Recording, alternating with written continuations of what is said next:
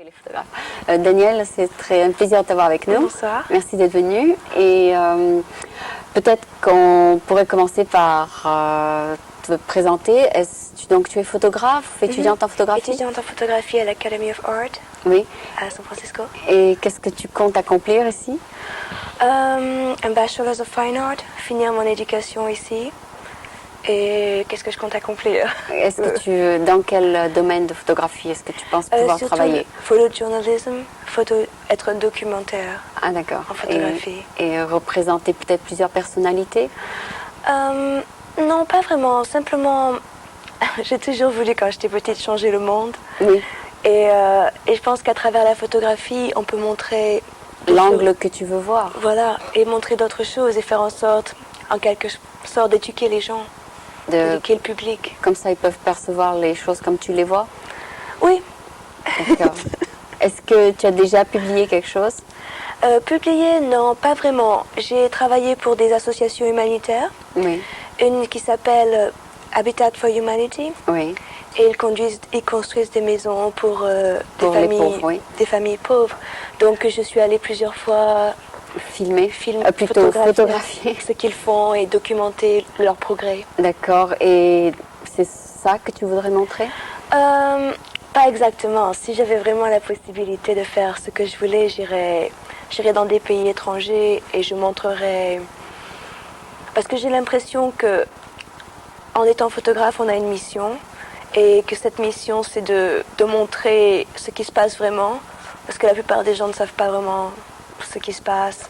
Et non, j'irai plutôt en Afrique, j'irai plutôt dans des pays étrangers pour que d'autres personnes aient l'impression qu'ils ne sont pas tout seuls, qu'il y a d'autres gens autour d'eux qui ont les mêmes besoins. Et qui s'intéressent à eux? D'accord. Et donc, tu devrais peut-être travailler pour un magazine qui représente ce genre de choses, c'est ça? Oui, plus ou moins National Geographic. Voilà, c'est ça, c'est ça. Mais bon, ça va prendre du temps.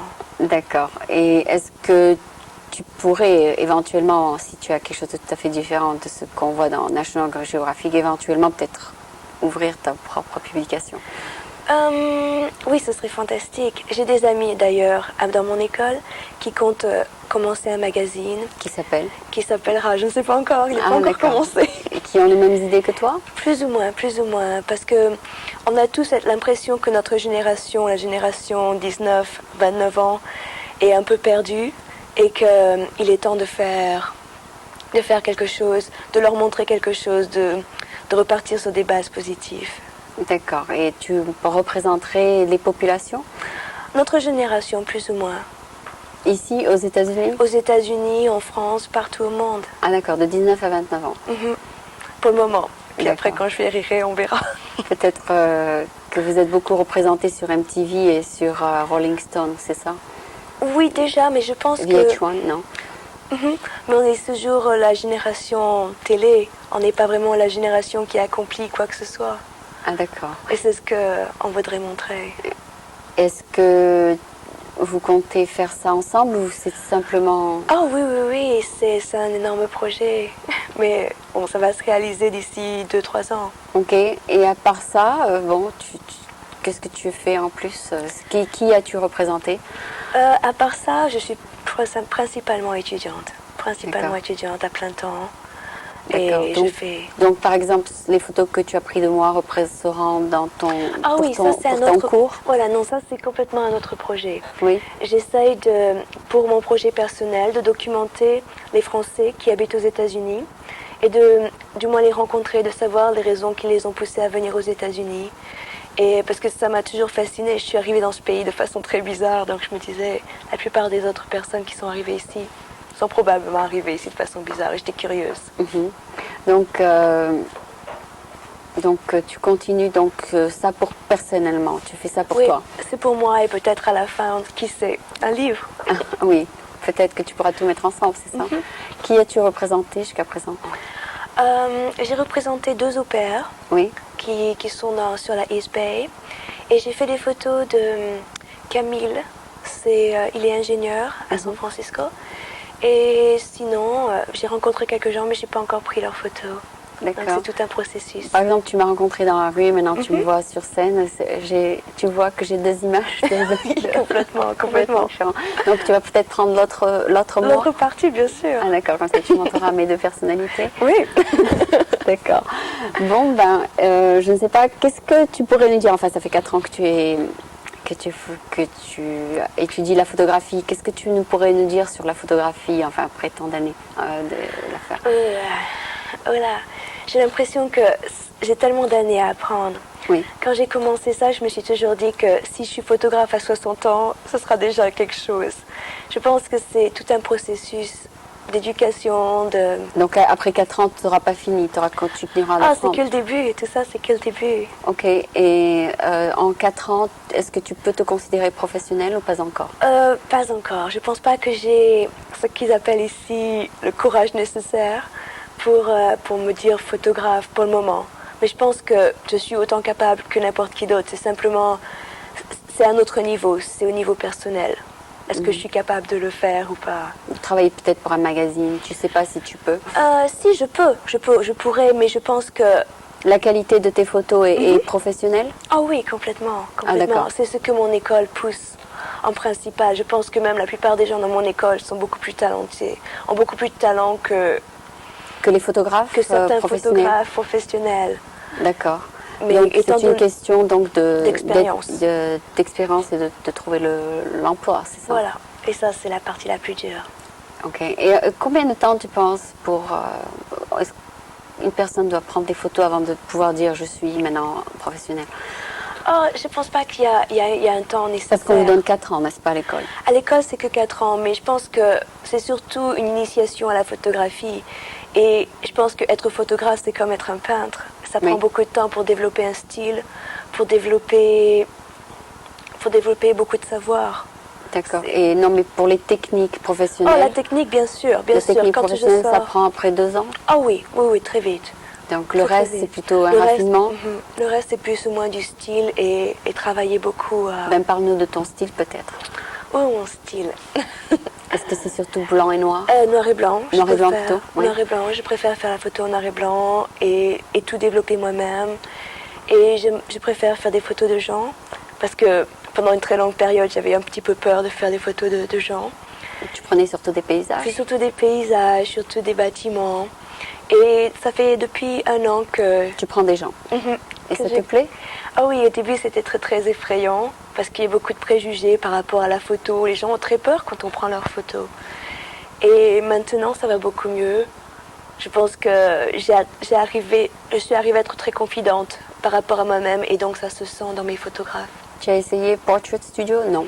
Oui, ça fait partie de mon curriculum à l'école. D'accord. Et c'est pas pareil. C'est pas ça que tu aimes? Tu aimes le naturel? Beaucoup plus. Parce que le studio est très... On se sent très très renfermé. Oui. Et j'aime beaucoup le studio. On peut faire beaucoup de choses très intéressantes, mais ça représente beaucoup de travail et beaucoup d'argent. D'accord. Donc tu te vois pas en train d'être photographe à photographier des portraits de gens qui viendraient dans ce serait dur. Non? Non, pas vraiment. Peut-être plutôt aller de place en place, n'est-ce pas? Oui, je préfère bouger. Même si je fais de la photo de voyage, ça ne me dérangera pas. Ok, donc je pense que c'est sympathique que tu sois passé ce soir. Merci. Je te remercie. C'était Et sympa. puis j'espère pouvoir voir les photos que tu as prises. Ah oui, bien sûr. Et, on reste en contact. Et donc je te remercie beaucoup d'être venu. C'était donc Danielle Lang qui est ici en tant que photographe étudiante et qui a pris quelques photos ce soir. Merci beaucoup.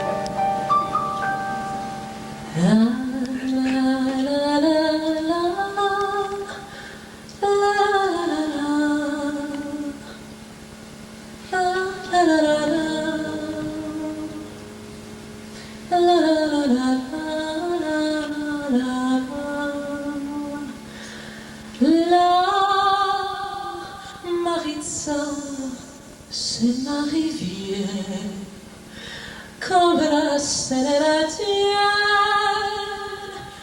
mais il n'y a que mon père, maintenant qu'il s'en souvient, quelquefois de mes 10 premières années, il ne me reste plus rien. trouver plus rien qu'un petit refrain d'autrefois. La, la,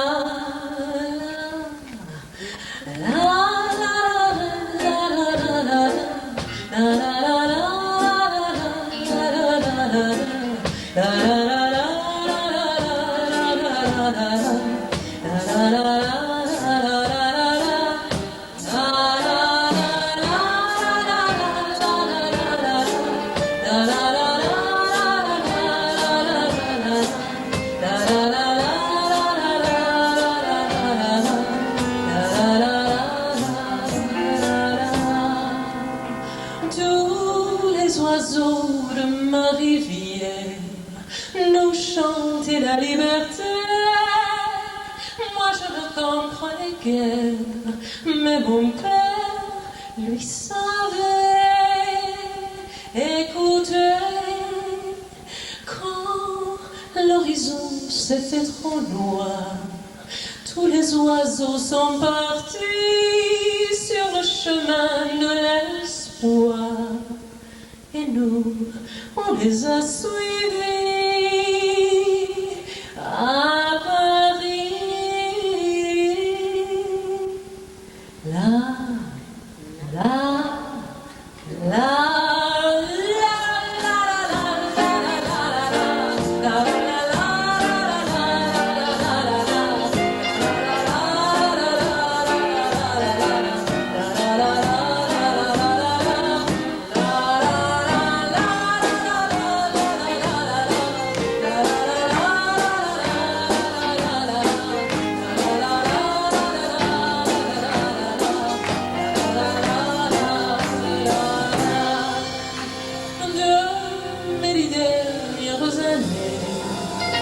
Et il ne me reste plus rien, pourtant les yeux fermés, moi j'entends mon père chanter ce refrain.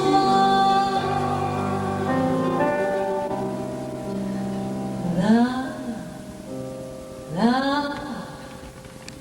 la.